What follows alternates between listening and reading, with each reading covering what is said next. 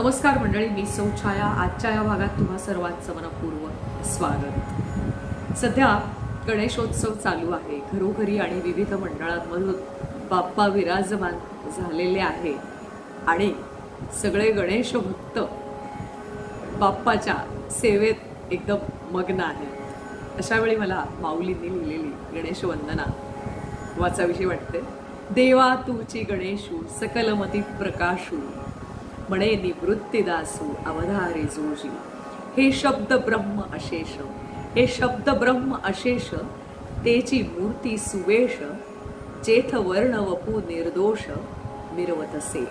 स्मृती तेची अवयव, स्मृती तेची अवयव, देखा अंगिक भाव, तेथ लावण्याची ठेव अर्थ शोभा.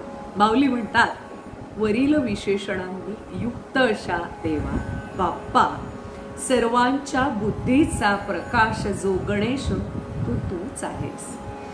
संपूर्ण वेद हीच त्या गणपतीची म्हणजे बाप्पा तुझी उत्तम सजविलेली मूर्ती आहे आणि तिच्या ठिकाणी निर्दोष वर्णरूपी सौंदर्य खुलून राहिलेलं आहे.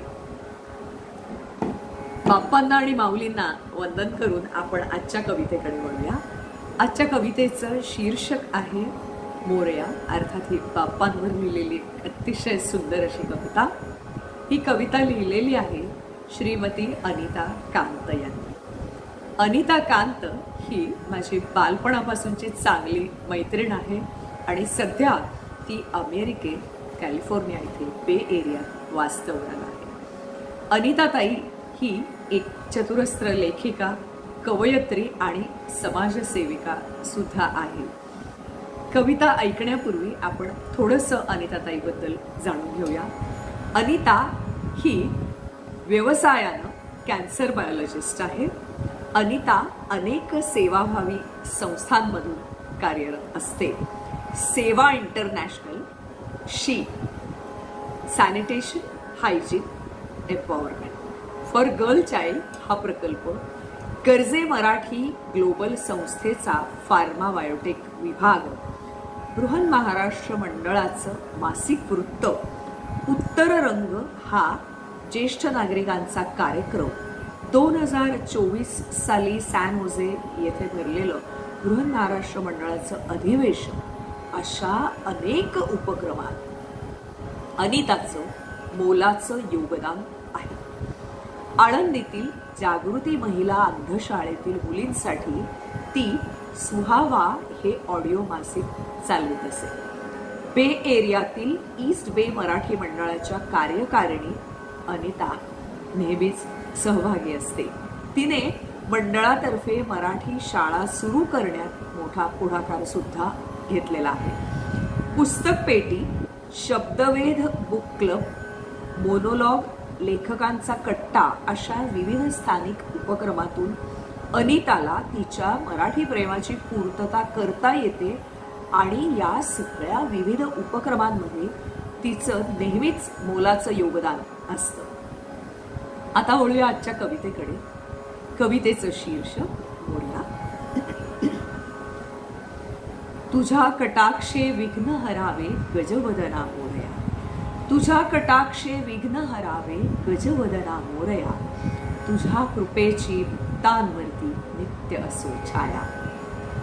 जगी जेधवा अज्ञानाचा पसरतसे अंधार, जगी जेधवा अज्ञानाचा पसरतसे अंधार, दीप उजळशी प्रज्ञेचा तू देऊनिया संस्कार.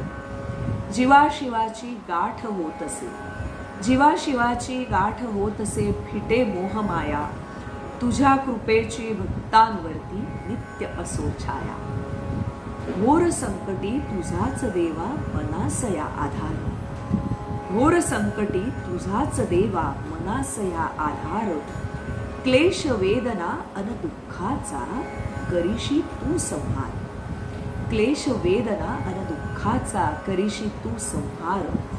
स्मरण पुरेसे तुझे पोहुनी भवसागर जाया, स्मरण पुरेसे तुझे पोहुनी भवसागर जाया, तुझ्या कृपेची भक्तांवरती नित्य असो छाया. रूप तुझे डोळ्यात साठले, रूप तुझे डोळ्यात साठले, हृदयातून ओंकार, तुझ्या दर्शने आनंदाचा होई साक्षात्कार. नाव तुझे ओठावर येता, नाव तुझे ओठावर येता, पुलकित हो काया, तुझ्या कृपेची भक्तांवरती नित्य असो छाया, तुझ्या कृपेची भक्तांवरती नित्य असो छाया. अशी ही सुंदर कविता.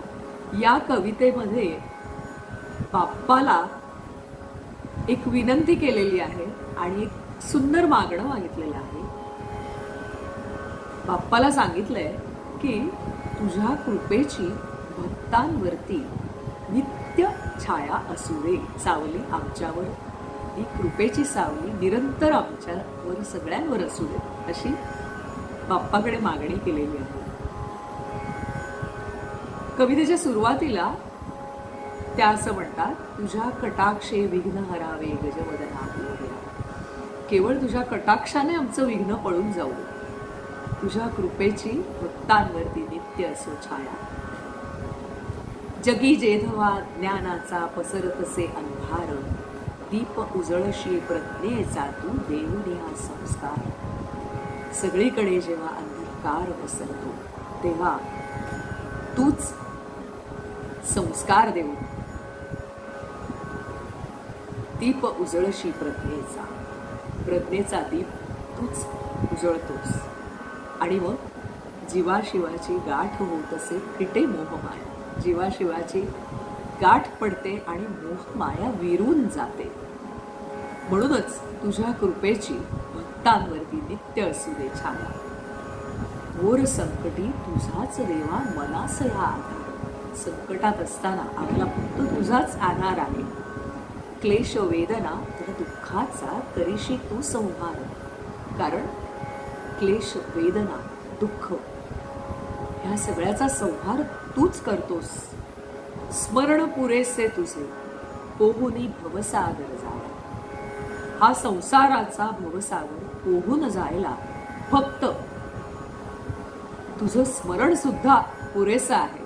म्हणूनच तुझी नित्य छाया, कृपेची छाया या भक्तांवर कायम राहू दे.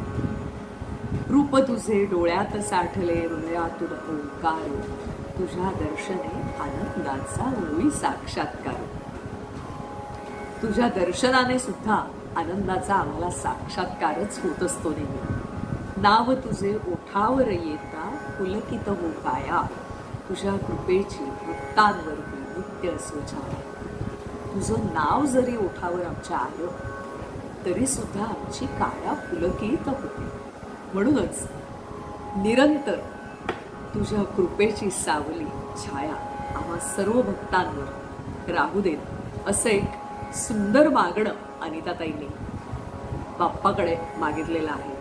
आपण सुद्धा त्या मोरयाच्या बाप्पाच्या चरणी प्रार्थना करूया की आम्हाला नित्य निरंतर तुझं स्मरण राहू दे, तुझी कृपेची सावली निरंतर आमच्यावर बरसू देत आणि ध्वनी प्रदूषण, जल प्रदूषण, वायू प्रदूषण, बॅनर प्रदूषण, भ्रष्टाचार या सगळ्यापासून आम्हाला मुक्त कर.